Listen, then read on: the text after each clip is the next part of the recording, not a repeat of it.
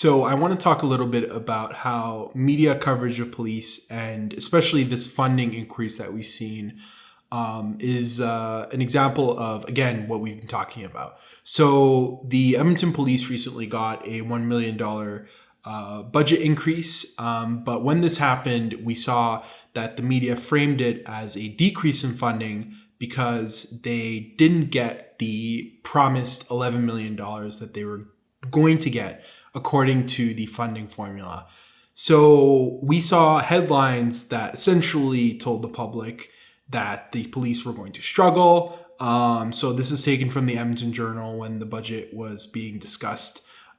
Quote, "We've taken too many hits," and then Edmonton police advocating against further budget cuts to maintain current service levels. So just keep in mind that they're getting an increase in their budget of $1 million.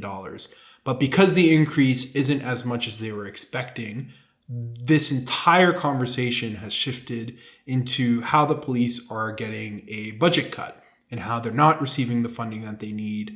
And then the media definitely is playing up this narrative that I think is really good for police, because then, a lot of other things can happen.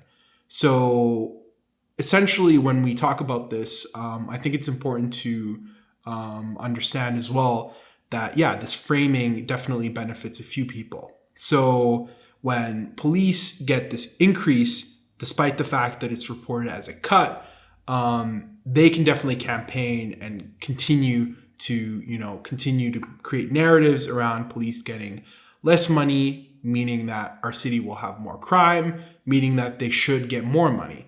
When it's also framed that way, I think that politicians can, go to the public and say that they met the public's demands and say that, we've responded to what you've wanted and we've also reinvested in other things.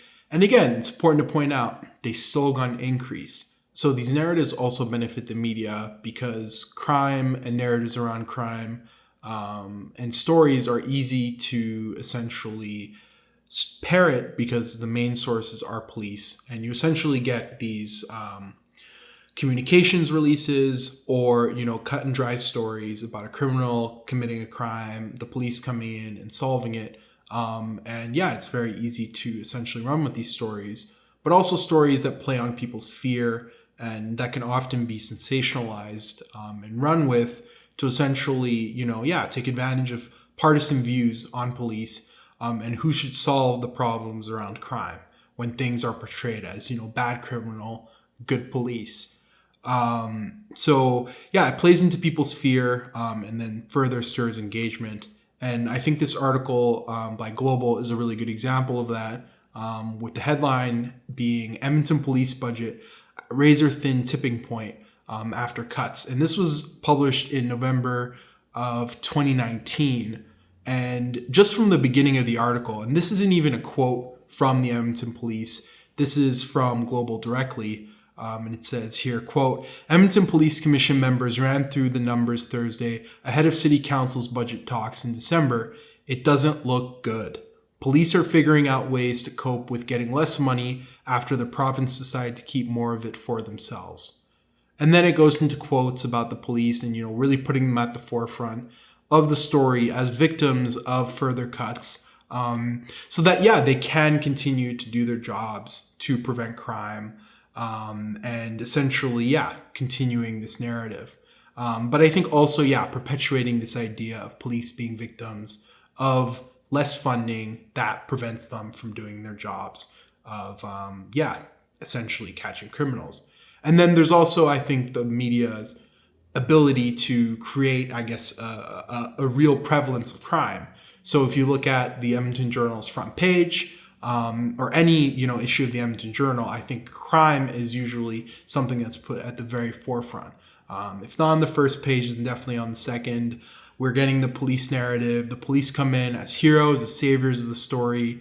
And you don't necessarily also get any of the context of the fact that, the crime severity index has been going down in Canada on a historical trend.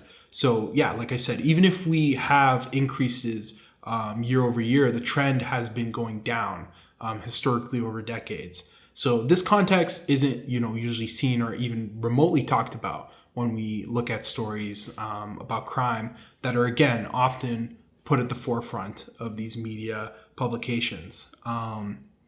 So yeah, I think a good example of this, but then that also ties into some of the things we mentioned about police oversight, is again another article by Global, this time talking about a man that was shot and killed by police in central Edmonton, and about how a police watchdog will investigate.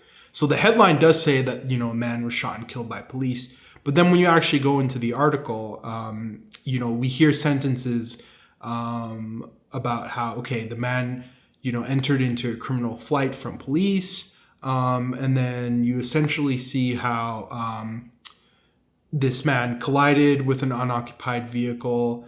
And then essentially the police subsequently discharged their firearm in response and fatally wounded this man. So this kind of language, I think, is really perfect and very convenient to, I guess, paper over the fact that, yeah, police shot and killed someone who was, clearly suspected of a crime, probably in the process of doing a crime.